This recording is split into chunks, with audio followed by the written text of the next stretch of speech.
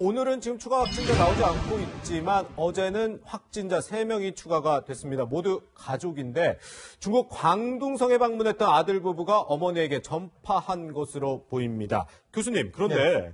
아들 부부보다 어머니가 먼저 확진 판결 소식이 들려왔거든요. 이게 옮긴 사람보다 옮은 쪽이 먼저 확인이 될 수도 있는 거예요? 예, 충분히 가능합니다. 아, 그래요? 예, 우선 이제 어머니가 73세로 네네.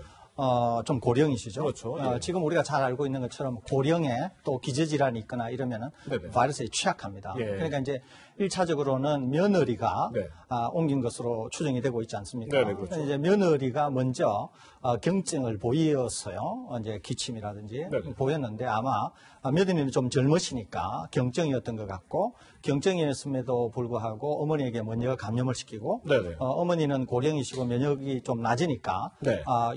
증상을 먼저 드러냈던 것 같아요. 네. 그래서 아마 보건당국이 역추적을 해서 네. 아마 아들과 며느리가 감염됐다고 하는 것을 확진한 것으로 그렇게 보입니다. 그렇군요. 그런데 이 가족 중에서 며느리는 가벼운 기침 정도만 있었고 아들은 별다른 증상이 없었다고 하는데 이 어머니에게 전파를 한 거잖아요. 이 신종 코로나 바이러스의 이 감염 전파력이 강하다고 볼 수 있는 건가요?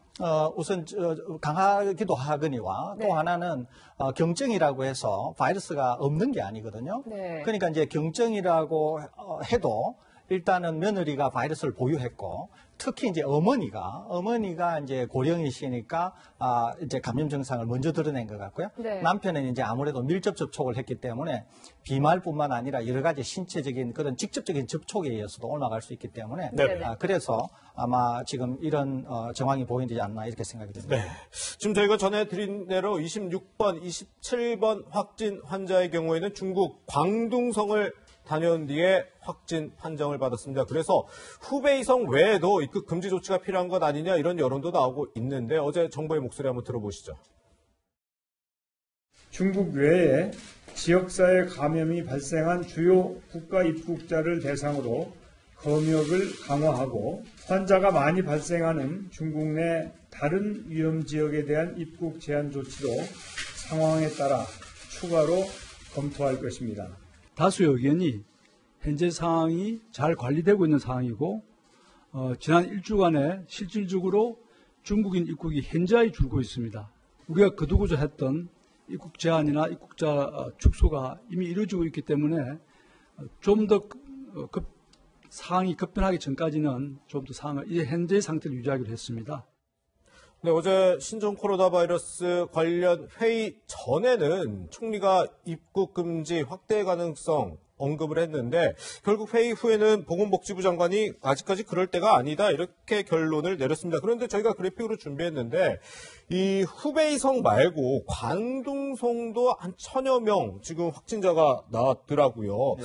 그래서 좀 이 후베이성 말고도 광둥성이라든지 좀 확대를 해야 되지 않냐 여론이 있는데 필요가 없을까요 아직요?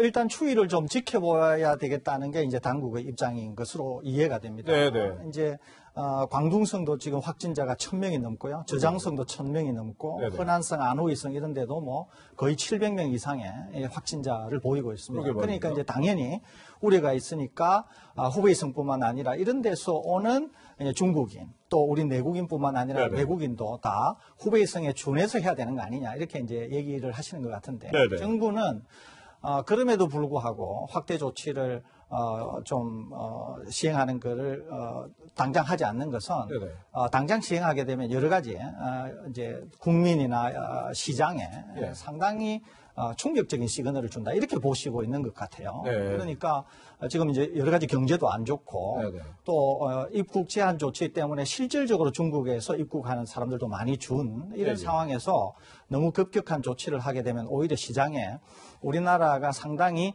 위험 국가로 인식될 수 있다고 하는 측면도 고려한 그런 고민을 일으킵니다. 그래서 중국 상황을 좀 더 지켜보면서 또 중국 유학생들이 들어와서 우리나라 사회에 어떤 영향을 미치는가도 좀 더 지켜보면서 추가적인 조치가 있지 않을까 이렇게 생각이 됩니다. 교수님 생각은 좀 어떠세요? 이렇게 광둥성에서 들어와서 처음으로 이제 확진자가 나오는 사례가 실제로 있었기 때문에 그렇거든요. 네, 이제 제 개인적으로는 예. 보건복지부 장관께서 말씀하신 거기에 저는 좀 동의하는 편입니다. 예. 그래서 우리 경제도 지금 우리는 다른 국가와 달리 관리가 잘 되고 있고 의료 시설도 충분하고 또 우리는 뭐 중국과 어떤 관계에 있는 미국이 아니고 또 등등 그런 측면에서 우리는 지금 조치가 충분하다. 그렇게는 볼 수 없지만 적어도 지금 수준에서는 관리가 잘 되고 있으니까 그런 수준에서 저는 충분히 이해하고 있습니다. 그렇군요. 네. 그런데 교수님 지금 중국 상하이시에서 이 공기 전파 가능성이 공식적으로 언급이 됐잖아요. 이게 실제로 가능한 건지도 궁금하고 가능하다면 더 위험한 건 아닌가 이런 생각도 들거든요. 이거는 이제 기본적으로 약간 이해가 미흡한 데서 온 것인데요. 네. 특히 이제 우리 국민들께서는 뭐 전문적인 이해가 약간 좀 부족하니까 올 수 있는 거는 기본적으로 에어로졸이 뭔가 하는 거를 이해를 하셔야 돼요. 에어로졸. 에어로졸이 새벽에 한강 물 위에 떠 있는 그 수증기 같은 것이라고 보면 됩니다. 그러니까 안개나 수증기 같이. 그러니까 안개나 수증기는 가라앉지 않고 떠 있지 않습니까? 이거 왜 떠 있느냐 하면 입자가 워낙 적은 알갱이이기 때문에 떠 있는 것이거든요. 그러니까 이 알갱이 안에 들어가 있는 바이러스가 감염성이 있다. 지금 그런 논란인 것이거든요. 그러니까 이 알갱이가 이렇게 떠일 수 있으니까 밀접 접촉뿐만 아니라 비교적 멀리까지 갈 수 있지 않습니까? 그래서 감염을 일으킬 수 있다. 그래서 공기 중으로 확산이 되고 무차별적으로 감염을 일으킬 수 있는 우려가 있는 거 아니냐. 지금 중국이 그런 얘기를 하고 있는 거거든요. 그런데 이게 전혀 없다 이렇게는 볼 수 없지만 이와 같은 상황이 되려고 하면 매우 독특한 조건이라야만 성립이 가능합니다. 우선은 제가 환자예요. 그러면 제가 굉장히 중증의 환자라서 재채기를 했으면 입자의 크기가 큰 데서부터 작은 데까지 있을 거고 제일 작은 입자는 이제 에어로졸 같은 걸 거라요. 그럼 에어로졸 같은 거니까 이제 퍼져나갈 거 아닙니까? 그런데 이 바이러스는 속성이 물을 잃어버리게 되면 생명력이 없어져 버려요. 그러니까 입자가 적으면 작을수록 금방 물을 잃어버릴 수가 있거든요. 그러니까 퍼져나가는 기능은 있을지 몰라도 물을 잃어버리는 거는 또 동시에 커지기 때문에 그러면 어떻게 돼야 되느냐. 환자가 굉장히 많아서 대량의 사람들이 이런 바이러스를 배출하고 그런 게 굉장히 많은 상황에서 감염이 될 수 있거든요. 그러니까 우리나라 상황에는 전혀 맞지 않고 중국에서도 병원 내에 아주 중증 환자들이 대량으로 수용이 되어 있는데 그 사람들이 이런 재채기를 해서 이런 입자들이 상당히 많은 상황에서 감염을 시킬 수 있고 이것도 일반 사람들이 접근되기보다는 의료진들에게 주로 감염을 시킬 수 있는 것이기 때문에 우리 국민들은 특히 일반 분들은 뭐 전혀 걱정을 할 필요도 없거니와 바이러스가 통상의 경우에서는 이렇게 전파가 안 된다. 전파가 되는 것은 불가능하다. 이렇게 이해하시면 됩니다. 일단 뭐 과도한 우려 필요 없다 이렇게 지금 분석을 해주셨는데 또 한 가지 궁금한 게 이제 오늘로써 중국 후베이성에서 들어온 전수조사 대상자들이 있잖아요. 지난달 13일부터 26일까지 들어온 사람들인데 잠복 기간이 지나서 이제 관리가 해제됐다 그러더라고요. 오늘부로요. 그러면 그렇습니다. 이들에 대해서는 이제 저희가 좀 걱정을 덜어도 괜찮은 건가요? 완전히 덜 수는 없지만 상당히 덜해진 것은 사실입니다. 예. 왜냐하면 이제 이분들이 증상이 발현됐다고 하면은 적어도 본인들이 불편하기 때문에 의료기관을 찾아설 수 있어요. 그런데 지금 이분들 중에서도 우리 방역 감시망에서 빠져 있는 분들이 한 10여 분 된다는 거 아니에요. 10여 분 된다는 거 아니에요. 그러니까 이 10여 분들이 혹시 지역사회 감염을 일으켰을 가능성을 전혀 배제할 수는 없는데 우선은 이분들이 해제된 것은 맞고요. 그럼에도 불구하고 이분들이 혹시 감염을 시켰으면은 그 감염시키신 분들로부터 환자가 나타나야 될 건데 아직 그런 정황은 없거든요. 그래서 이런 것들을 종합적으로 판단하면은 한 10여 분이 우리 감시망에서 빠져 있기는 하지만은 대규모 지역사회 감염을 일으킬 가능성은 매우 낮아졌다. 이렇게 평가할 수 있겠습니다.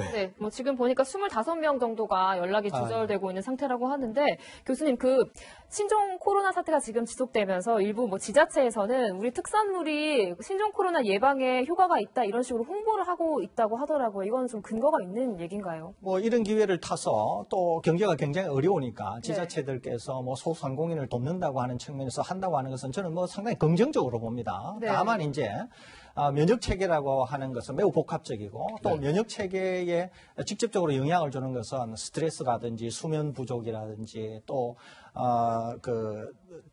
충분한 영양 섭취의 부족이라든지 또 운동 부족이라든지 이런 거하고 밀접한 관계가 있거든요. 당장 무엇인가를 먹고 섭취한다고 해서 당장 뭐 면역이 좋아지거나 그런 건 아니니까 그런 측면에서 이해하시면 되겠습니다. 그렇군요.